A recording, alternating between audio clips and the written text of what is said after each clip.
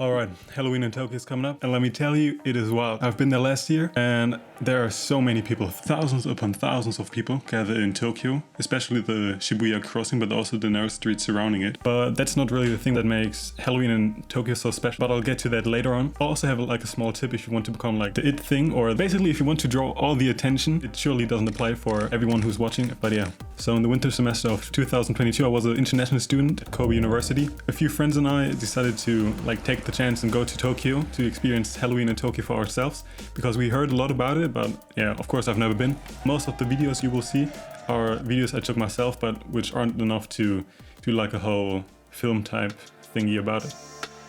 The thing that makes Halloween in Tokyo so special is not really the amount of people there, but rather how enthusiastic the people there are. So especially the Japanese, but also the tourists. There are a lot of tourists who come to Tokyo for just those few days to party and enjoy the vibe. And so they're also really enthusiastic about their dresses. There are more people who are not dressed up than people who are dressed up, but those who are dressed up, they nail it. They really nail it. It's like a bunch of girls wear the normal maid's costume or policeman, but there are some who really took a lot of money to dress up nicely. There was this one guy who really dressed up as the villain in the new Star Wars movies. I think his name is Kylo Ren. I hope so, at least. Or my personal favorite was Lelouch of the Rebellion from Code Geass. The guy who dressed up as Lelouch, he nailed it. His poses, they were so on point. Normally Japanese people are rather reserved, keep to themselves, don't want to be the center of attention. But on Halloween, everything changes. I had my camera in my hand and people came up to me asking me if I want to take pictures of them. So that was quite something different. And girls came up pictures. They started to pose and stuff. I mean, it's probably not only because of Halloween, but also because of the amount of alcohol which they drink on Halloween. But yeah, that's something to look out for. Since I'm already talking about alcohol, if you want to drink alcohol, there's one maybe important thing you want to know, which is that at least last time I was there in 2022, they didn't sell any alcohol in the konbinis in Shibuya. None. I should maybe clarify what a konbini is. It's basically a convenience store like 7-Eleven, Family Mart, Lawson's. What else is there? I think Yamazaki is also one. Those convenience stores normally have everything you need, like food, soft drinks, ice, sometimes even clothes. It just didn't sell alcohol at all. You could get it in Shinjuku or any of the other districts, but they didn't sell any alcohol in Shibuya. The reasons for that I don't really know, but I could guess that it's due to the tragedy in Seoul that happened a few days prior. So, and I don't know if it's like this every year, but at least it was like this in 2022 when I was there. But you don't really have to be concerned about the safety. After all, it's Japan. And so there were a bunch of policemen and no police women, or there were a bunch of police women, but they weren't really police, you know. So there were a bunch of policemen who were standing around screaming through their microphones, and I didn't get what they say, but they kept on screaming the whole afternoon or the whole night.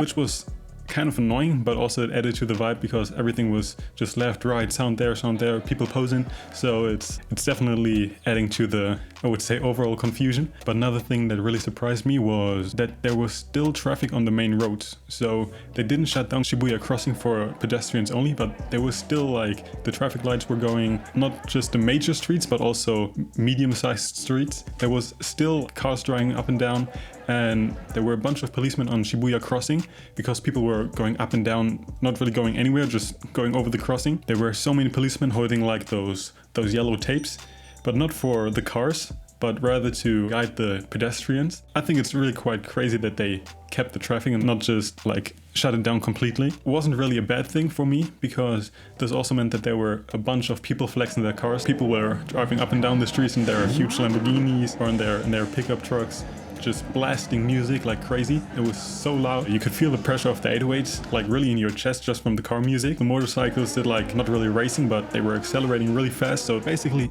everything was loud.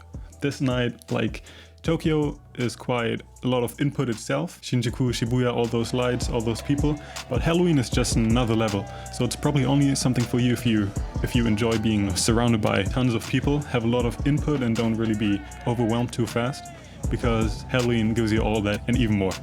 So maybe a few more tips. If this is your first time in Japan, the trains will stop driving by around between midnight and 1 a.m. You can imagine that there are tens of thousands of people in Shibuya crossing, and a lot of them don't want to stay till 5 a.m. and wait for the first train. So what most people do at midnight is to rush to the train, and it's just packed. The Shibuya train station, it's already full on a normal business day, but On Halloween, it's just packed. You're all like sardines in the train, just standing around. The other thing you might want to take into consideration is due to Halloween, a lot of tourists come, really a lot, especially Americans. I think at least Americans, but also all the international students from all around come like traveling to Tokyo. And so to get a decently priced hostel will be fairly difficult. We didn't pay that much. I think we only paid like $27 or 27 euros. Our hostel wasn't that expensive, so we got lucky. The one we booked was Unplanned Kagorazaka. There's another Unplanned, so it's like not really a chain, there are only 2 of those in Tokyo. One is Unplanned Shinjuku and the other is Unplanned Kagorazaka. And so those 2 I can really recommend. They're really good and really nice beds. So I'm coming to the end of my video. I basically talked about all the things that made Halloween in Tokyo so good or so great for me. But the last thing I wanted to say, which is like a tip for some of you who want to dress up on Halloween, if that applies to you, this will make you like the top star in Shibuya for people to take pictures with. Not even the best styled anime character will get as much photo requests as you will get. A friend of mine came up with this, also an international student. His name is Tora. And when we were in Tokyo, he decided to go to, I think it was Don Quixote, and to dress up as a maid. He's a boy, so that already got him a bunch of like funny comments and likes in the streets, but also photo requests. But the other thing that makes it so special, at least for Japanese, is that he is a like European guy, German, with blue eyes and blonde hair. This is already like really, really outstanding for Japanese people to see someone like that, and then seeing someone like that who also wears like a maid's costume is just, they go crazy. When we walked through the streets of Shibuya and like around the crossing, over the crossing, we immediately got stopped after he changed to his like maid's costume, and everyone wanted to take pictures. Like women in their, let's say 30s, women in their 30s wanted to take pictures. People who were dressed up, a group of drunken Japanese boys passed us and were like, kawaii. Yeah, I'm really not exaggerating.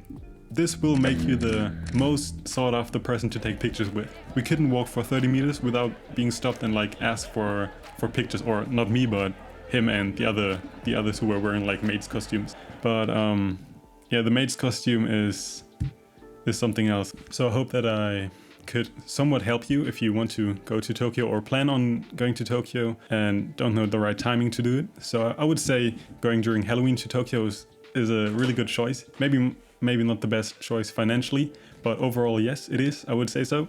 And I also hope that some of my fellow international students who watch this feel like old memories are being rekindled, because this is what this channel is basically about.